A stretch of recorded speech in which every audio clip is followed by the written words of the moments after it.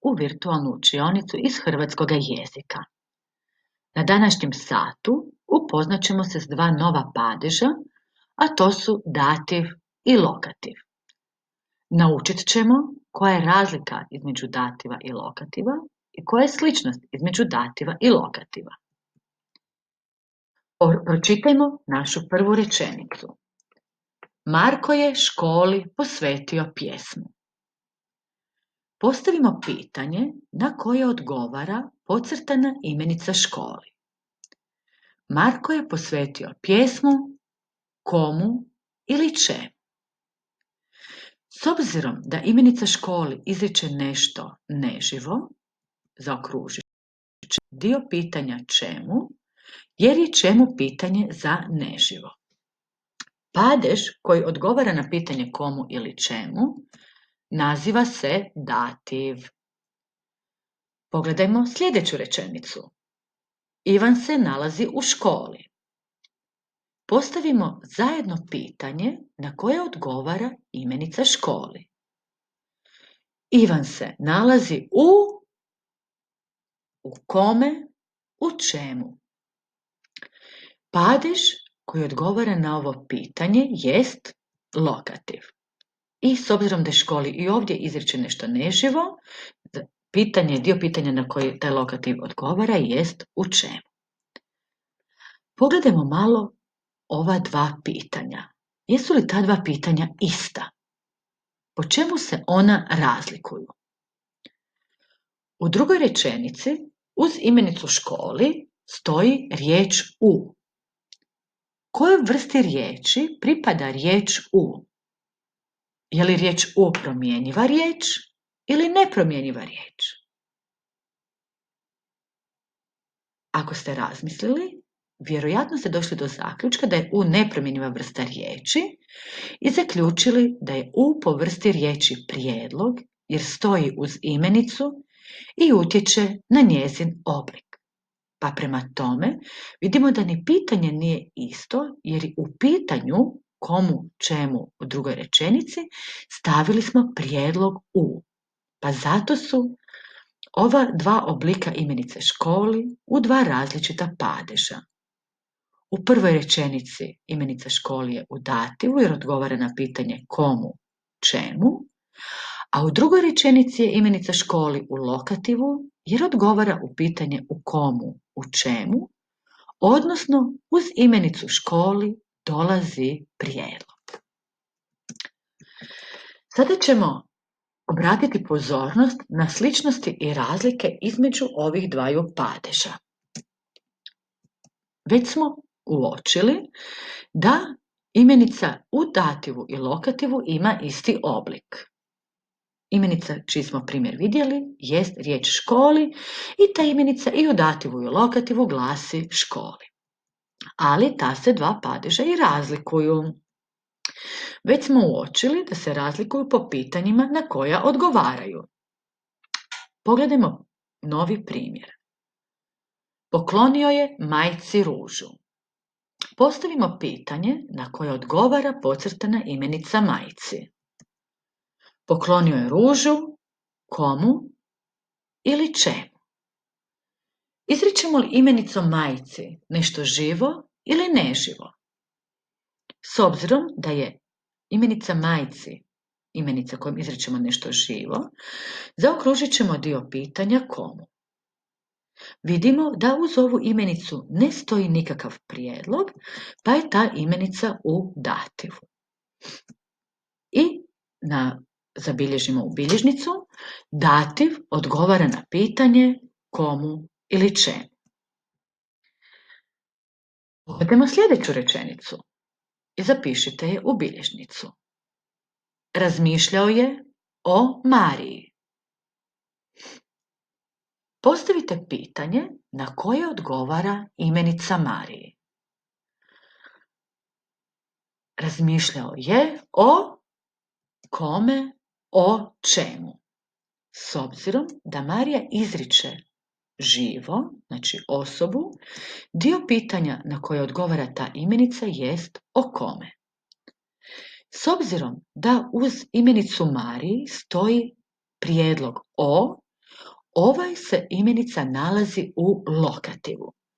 I opet uočimo i ponovimo još jedanput da postoji razlika u pitanju između dativa i lokativa, da dativ najčešće dolazi bez prijedloga, znači odgovara na pitanje komu, čemu, a lokativ uvijek dolazi uz prijedlog i odgovara na pitanje o kome, o čemu, u kome, u čemu i vidjet ćemo kasnije još koji se to prijedlozi mogu naći uz imenicu u lokativu.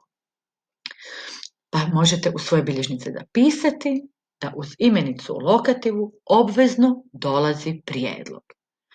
I nabrojit ćemo prijedloge koji se mogu naći uz imenicu u lokativu. To su prijedlozi o, na, pri, prema, u i po. Dativ i lokativ razlikuju se i po značenju. Sada ćemo na primjerima uočiti što najčešće izričemo imenicama u dativu. Pogledajmo sljedeći primjer. Baki je pomogao. Pitanje koje ćemo si postaviti jest komu ili čemu je pomogao. S obzirom da uz imenicu ne dolazi prijedlog, možemo zaključiti da se ova imenica nalazi u dativu. A što smo mi izrekli ovom imenicom? Mi smo izrekli da je netko namijenio pružiti svoju pomoć nekomu ili nečemu. Znači, baka je osoba koja je primila pomoć, pa onda možemo zaključiti da smo imenicom baki izrekli namjenu, odnosno primatelja. Pogledajmo sljedeću rečenicu. Približava se komu ili čemu. I ova je imenica u dativu jer odgovara na pitanje komu ili čemu i uz tu imenicu ne stoji prijedlog. Što smo izrekli ovom imenicom trgovini? Znači, izrekli smo smjer kojim se neka osoba kreće. Znači, ovdje smo izrekli da se netko kreće, odnosno približava trgovini i izrekli smo smjer njegova kretanja. Prema tome, možemo zaključiti da dativom najčešće izričemo namjenu, to jest primatelja i smjer. Sada ćemo na primjerima zaključiti što najčešće u rečenici izričemo imenicom u lokativu. Pogledajmo sljedeći primjer. Vozimo se u autobusu. Postavimo si pitanje na koje odgovara imenica autobusu. Vozimo se u, komu, u čemu. Znači, ova imenica je sada u lokativu jer odgovara na pitanje u komu, u čemu. Uz nju se nalazi prijedlog i njom smo izrekli mjesto u kojem se netko vozi. Znači, mjesto gdje se zbiva radnja. Pogledajmo sljedeći primjer. Razgovaramo o lektiri. Hajdemo dokazati da je ova imenica lektiri u lokativu. Koje ćemo si pitanje postaviti? Razgovaramo o kome, o čemu. Vidimo da uz imenicu lektiri stoji prijedlog o, pa je ova imenica u lokativu, ali što smo izrekli ovom imenicom u lokativu? Izrekli smo temu našega razgovora, pa prema tome možemo zaključiti da lokativom u rečenici najčešće izričemo mjesto i temu. Dativ jest padež uz kojeg najčešće dolazi imenica bez prijedloga, ali uz imenicu u dativu mogu se naći i neki prijedlozi. I dativ ljubomorno te prijedloge čuva samo uz sebe, što znači, ako u rečenici vidite neki od sljedećih prijedloga i uz njega imenicu, onda možete biti sigurni da je ta imenica u dativu. Pogledajmo koji su to prijedlozi koje dativ ljubomorno čuva samo za sebe. Pogledamo rečenicu, idem k djedu. Na koje pitanje odgovara imenica djedu? Idem k komu ili čemu? U ovoj rečenici imamo prijedlog k ili ka, da je rečenica glasila idem ka kući, onda bi taj prijedlog poprimio svoj oblik ka. I prijedlog k ili ka je prijedlog koji će se samo naći uz imenicu u dativu. Pogledajmo sljedeći primjer. Usprkos bolesti pobjedio je. Uz imenicu bolesti dolazi prijedlog usprkos. Postavimo pitanje kako bismo dobili odgovor u kojemu se padežu nalazi imenica bolesti. Usprkos komu ili čemu? Imenica bolesti je u dativu, a prijedlog jest usprkos. Znači i prijedlog usprkos je prijedlog koji se može naći samo uz imenicu u dativu. Unatoč kiši izišao sam u šetnju.